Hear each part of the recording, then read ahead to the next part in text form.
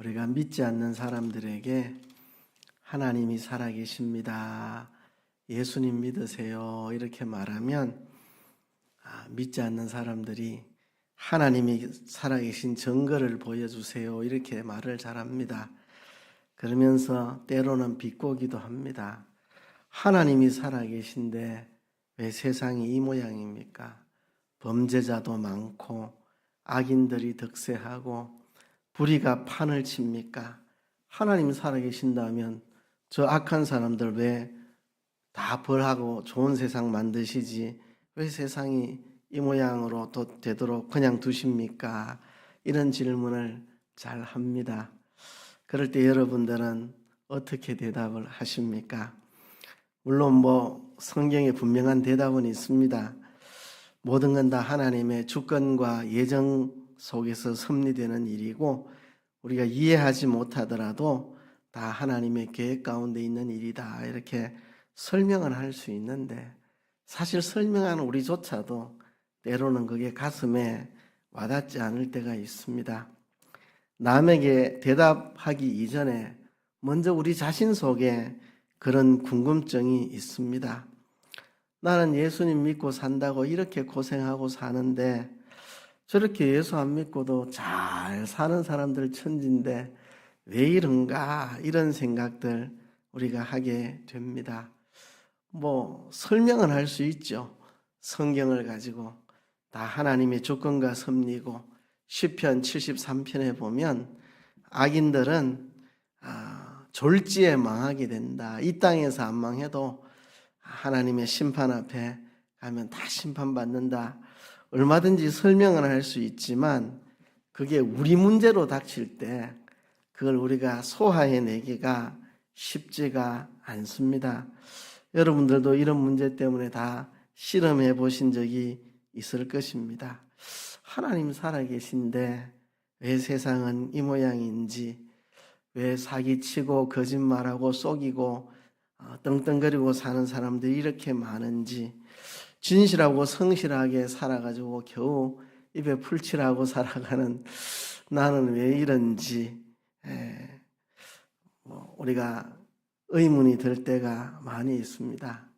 전쟁을 일으켜서 수많은 사람들 죽게 만든 푸틴은 왜 저렇게 그 권력이 탄탄하고 권력이 흔들리지도 않는지, 이란의 시위에 나갔다가 저렇게 수천 명 수만 명이 왜 죽어야 되는지, 그 사람들을 총으로 쏴서 죽인 사람들은 불의한 권력들, 떵떵거리고 잘 먹고 잘 살고 너무 억울하고 속상해서 시위 나갔던 사람들은 수천 수만이 죽임을 당하고 왜 세상이 이렇게 돌아가야 되는지 이해 안 가는 게 참 많죠. 그리고 이런 일들은 또 남의 일이니까 그냥 왜 이러나 하는 정도지만 내한테 그런 문제가 생기면 왜 하나님이 내게는 이런 현실을 주시나, 남한테 없는 질병 왜 내한테 이 질병을 주시나, 또 우리 집안에 이런 일이 생기게 하시나, 우리가 참 이해하기 어려운 일들 많습니다. 세상이 왜 이 모양인지, 왜 하나님은 이런 세상을 가만두시는지, 왜 의인이 악인에게 고난을 당하게 두시는지, 왜 이런 꼴 사나운 시대를 내가 살아야 되는지 우리에게 의문이 갈 때가 많이 있습니다. 지금부터 약 2600년 전에 하박국 선지자가 우리와 똑같은 이런 고민을 했습니다. 하박국은 우리와 똑같은 이런 고민을 한 끝에 하나님께부터 답을 얻었습니다. 그의 결론은 이것입니다.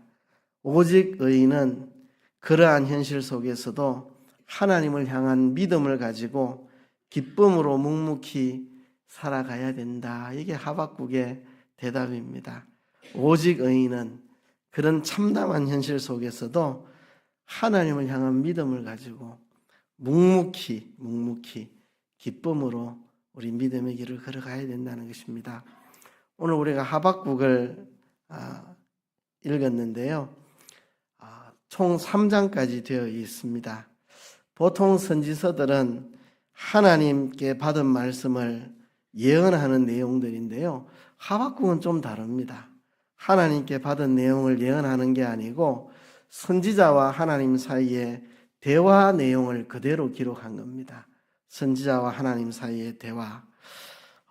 3장까지 있는데 내용은 간단합니다.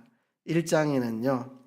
하박국 선지자의 두 가지 질문과 첫 번째 하나님의 대답입니다. 하박국 선지자의 질문이 기록되어 있습니다. 2장은 그에 대한 하나님의 대답이 기록되어 있고 3장은 하박국의 반응입니다. 하박국이 기도와 찬양으로 반응하는 내용입니다. 아주 간단합니다. 1장 하박국의 질문, 2장 하나님의 대답, 3장 하박국의 반응, 기도와 찬양으로 반응을 한 내용입니다. 하박국 선지자는 유다 나라가 바벨론에게 포로 잡히기 직전에 활동한 선지자인데요.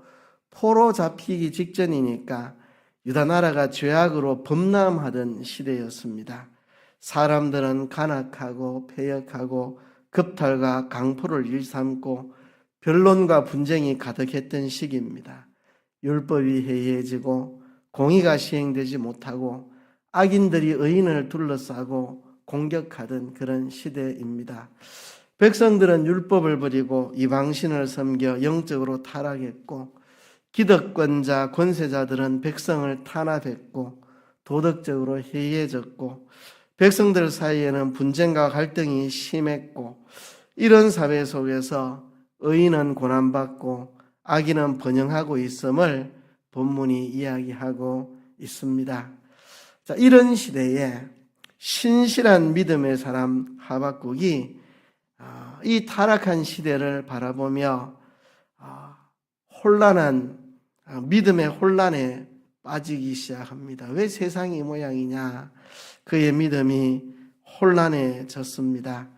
그래서 하박국이 하나님 앞에 질문을 합니다. 이게 1장의 내용이죠. 하박국이 첫 번째 고민했던 문제는 이것입니다. 하나님이 살아계시다면 왜 이 타락한 유다 백성들을 그냥 내버려 두십니까? 하나님이 공의로우시다면 이 어두운 시대를 왜 이렇게 그냥 방치해 두십니까?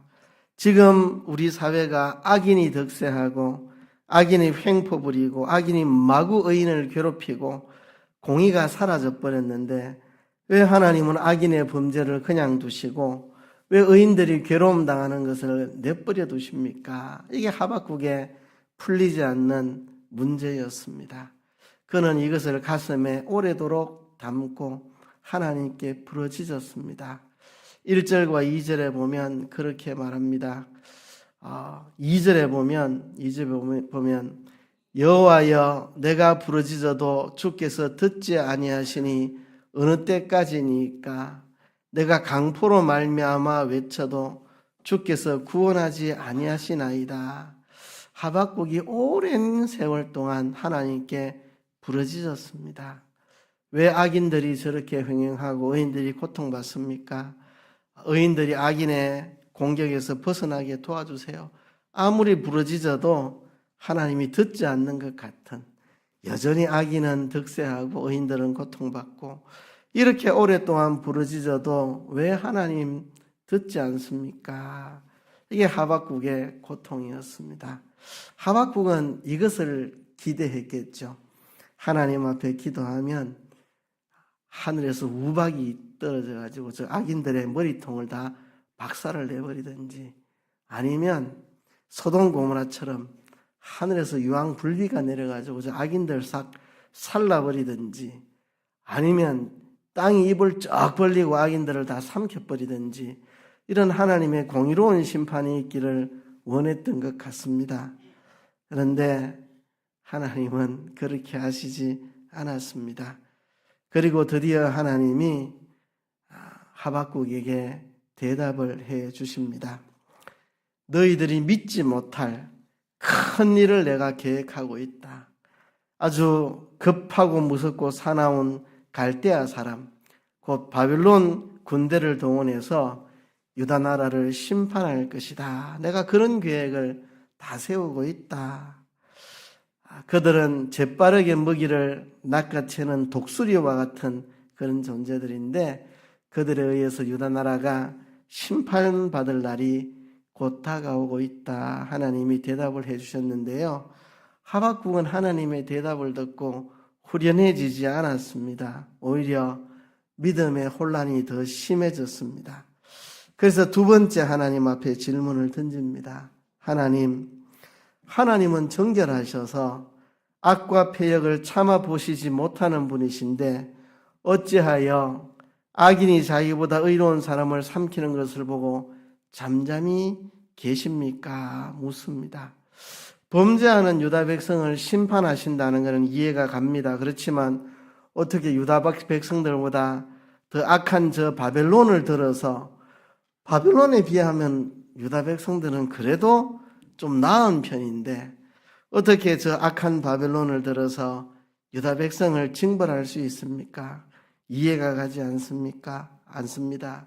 왜 하나님을 믿지도 않고 자기 힘을 신으로 섬기는 저 바벨론 군대들을 통해서 잔인하게 유다 백성들을 심판하려고 하십니까? 하나님께 부르짖는데요. 이 두 번의 질문은 사실상 내용이 같습니다. 왜 악인에 의해서 의인이 고통을 받도록 하나님은 가만히 계십니까? 이게 첫 번째 질문. 두 번째 질문도 똑같습니다. 저 무시무시하고 악한 바벨론 군대가 유다 백성들을 치도록 왜 하나님은 그냥 두십니까? 하는 이 두 가지의 질문 같은 내용입니다.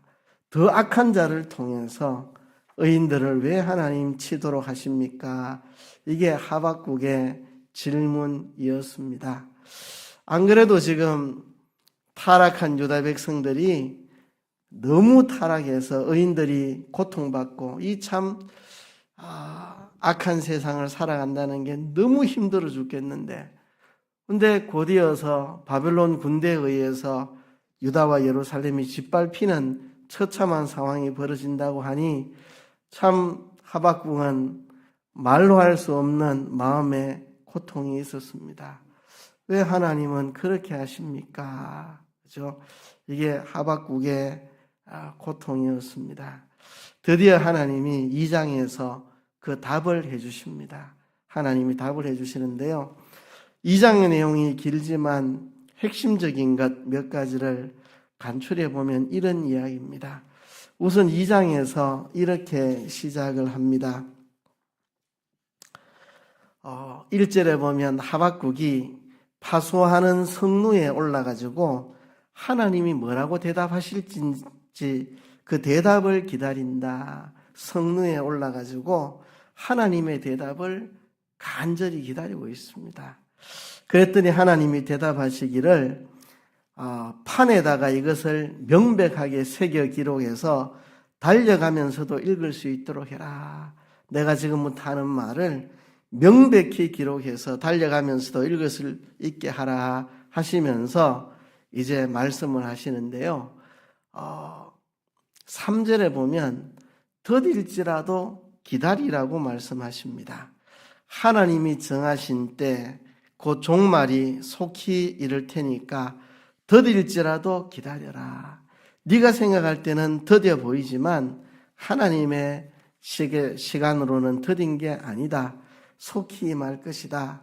모든 굽은 것을 바로잡고 모든 악인들을 다 심판하고 모든 의인들을 구원하시는 종말의 때가 예비되고 있다. 네 생각에 더딜지라도 기다려라. 그 종말의 날에는 모든 것이 다 바로잡힌다. 악인들에게 공의로운 심판이 임할 것이고 의인들에게 하나님이 상을 주실 것이고 모든 것이 공의롭게 끝날 종말의 날이 임할 것이다. 네 눈에 그게 더디게 오는 것 같아도 반드시 그날이 온다. 그날까지 너는 기다려라.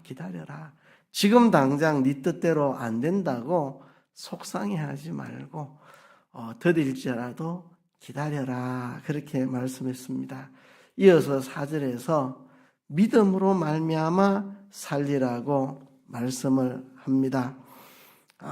우리가 종말의 날 모든 것이 다 바로잡힌다는 것은 알지만 하나님의 최종적인 심판과 구원의 날이 이를 때까지 어떻게 기다리란 말입니까? 하나님의 최종적인 심판과 구원의 날이 이르면 모든 것이 다 바로잡힌다는 건 알지만 그날까지 내가 어떻게 기다리란 말인가? 하나님은 말씀하십니다.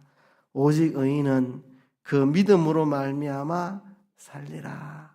그 믿음, 종말의 날이 오면 모든 것을 다 하나님이 바로잡아 주신다. 그 날이 더딜지라도 반드시 온다. 그것을 믿고 그 믿음으로 살아가라. 눈앞에 보이는 광경은 악인이 득세하고 의인이 고통받는 이런 상황이지만 우리 사회에 죄악이 관영한 것이 참 우리 눈에 너무 가슴 아프게 보이지만 더딜지라도 기다리라. 하나님의 심판의 날 모든 것은 바로 잡힌다. 그 믿음을 가지고 의인은 그 믿음을 가지고 살아간다. 그 믿음을 가지고 살아가야 된다. 죄악이 관영한 시대에도 악인이 공격하고 의인이 고통받는 시대에도 의인은 믿음으로 말미암아 살아간다. 하나님이 다 바로잡을 것이라는 믿음을 가지고 살아간다는 이야기입니다. 그리고 2장의 마지막에 이렇게 말합니다. 그 앞에서 잠잠하라는 말로 2장이 끝이 납니다. 2장 마지막 절 20절에 가면 오직 여호와는 성전에 계시니 온 땅은 그 앞에서 잠잠할지니라. 잠잠해라. 오직 여호와는 그 성전에 계시니 온 땅은 그 앞에서 잠잠해라. 하나님이 모든 것의 주권자십니다. 하나님이 모든 걸 계획하고 운행하고 섭리하시고 하나님이 모든 걸 다 종결짓습니다. 그래서 하나님께서 모든 것을 다 책임지고 섭리하고 계획하고 운행하고 다 하고 계시니까 너는 이래저래 토달지 말고 잠잠해라. 하나님께서 하나님의 뜻을 따라 행하신다. 우선은 악인이 득세하고 의인이 압제를 당하는 것 같이 보이지만 다 하나님이 뜻이 있고 계획이 있어서 다 그렇게 하는 것이다. 그래서 종국적으로 악인이 멸망하고 의인이 서게 되는 날이 반드시 있을 것이고 하나님의 뜻대로 모든 것을 지금 섭리하고 계시니 네 마음에 안 든다고 떠들지 말고 그 앞에서 하나님 앞에서 잠잠하라 이렇게 말씀했습니다. 이 2장의 하나님의 대답이 긴 내용인데요. 핵심을 이야기하면 저 세 가지입니다. 하나님이 심판의 날, 종말의 때, 그때 모든 것을 바로잡을 것이니 더딜지라도 기다리라. 그때까지 어떻게 기다립니까? 오직 의인은 믿음으로 말미암아 산다. 하나님이 모든 걸 바로잡으신다는 걸 믿고 그 믿음으로 살아가라. 그 믿음으로 살아가라. 그리고 하나님이 이 모든 것을 행하시니 하나님 앞에서 너는 잠잠할지니라. 이게 하나님의 대답입니다. 이렇게 하나님의 대답을 듣고 하박국은 하나님께 기도를 올리고 찬양을 합니다. 이게 3장의 내용입니다. 하박국은 하나님의 대답을 듣고 마음이 시원하게 다 해결이 된 모양입니다. 그가 그토록 하나님께 부르짖어도 하나님이 대답지 않는다고 그토록 고통하는 문제를 이제 하나님의 답변을 듣고 그는 시원하게 해결을 받았습니다. 그래서 3장에 보면 시기오롯에 맞춘 선지자 하박국의 기도라는 말로 시작합니다. 시기오롯이라고 하는 것은 열정적인 노래를 뜻합니다. 열정적인 노래. 하박국이 지금 열정적으로 하나님 앞에 기도하는 게 3장입니다. 아주 빠른 리듬으로 열정적으로 노래하는 것을 시기오롯이라고 하는데요. 지금 하박국이 열정적으로 지금 그의 감정을 쏟아내며 하나님께 기도하고 하나님을 찬양하는 내용인데요. 3장의 내용을 요약하면 이런 겁니다. 1절에 보면 부흥에 대한 기대. 지금 눈앞에는 악을 행하고 있는 유다 백성들은 이제 멸망하기 직전이니까 유다와 예루살렘이 얼마나 악이 횡행했겠습니까? 의인들이 참 고통하고 있는데 좀 있으면 바벨론 군대가 와서 유다 백성들을 무참하게 학살할 건데 이런 일을 놓고 부흥에 대한 기도를 하고 있습니다. 부흥에 대한 기도. 하나님의 부흥을 기도하는 겁니다.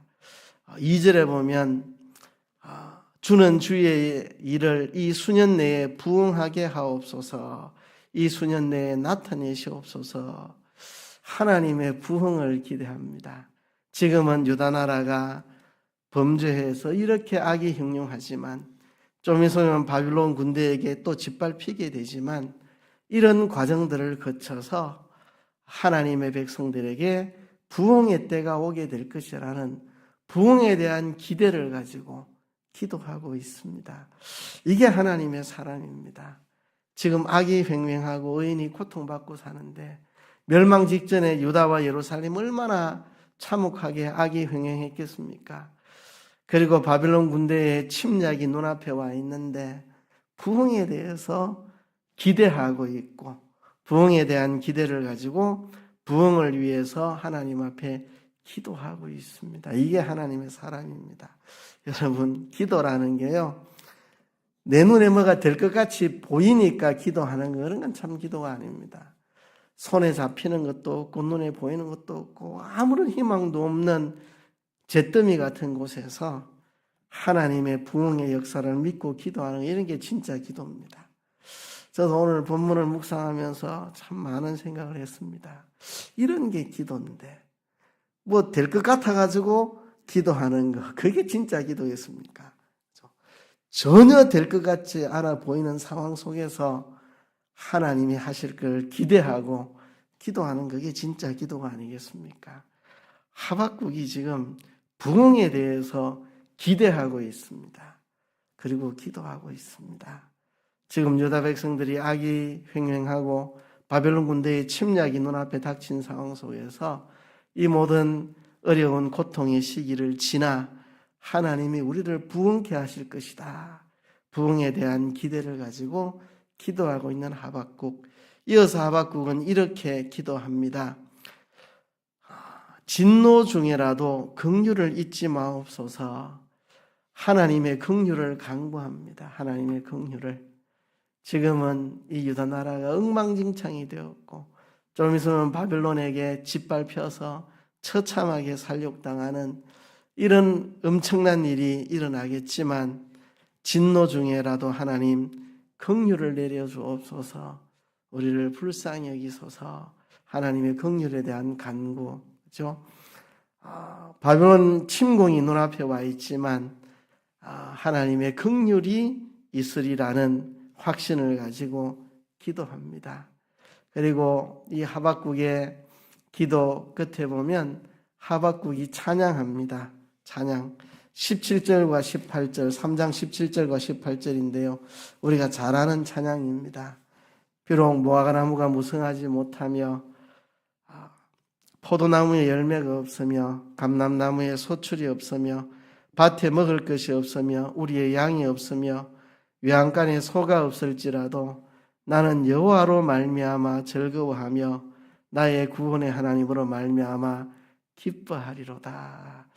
참 이런 게 진정한 찬양이 아니겠나 생각합니다.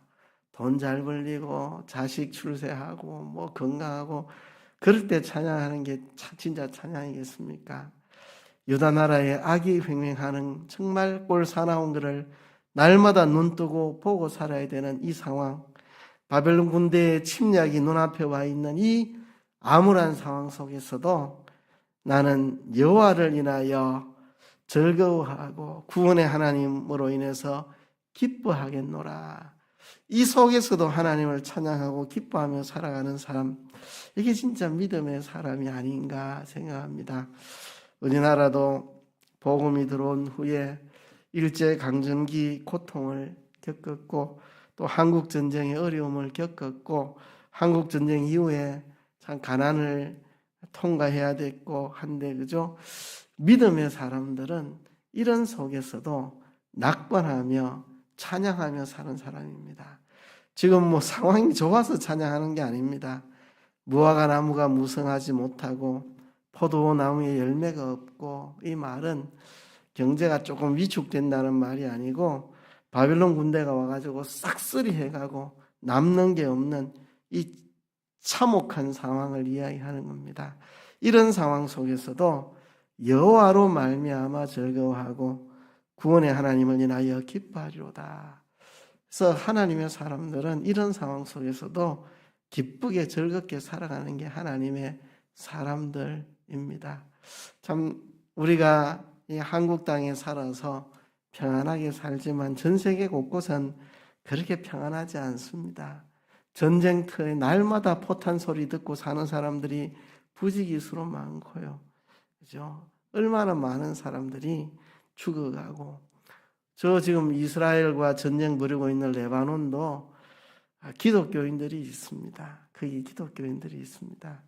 얼마나 고달픈 인생을 살겠습니까?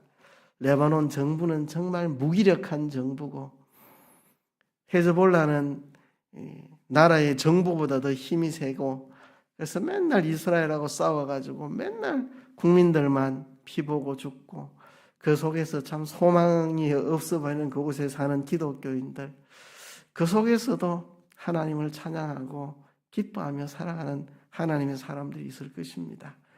북한 지하교회의 성도들, 그 속에서도 하나님을 기뻐하며 찬양하며 사는 기독교인들이 있을 것입니다.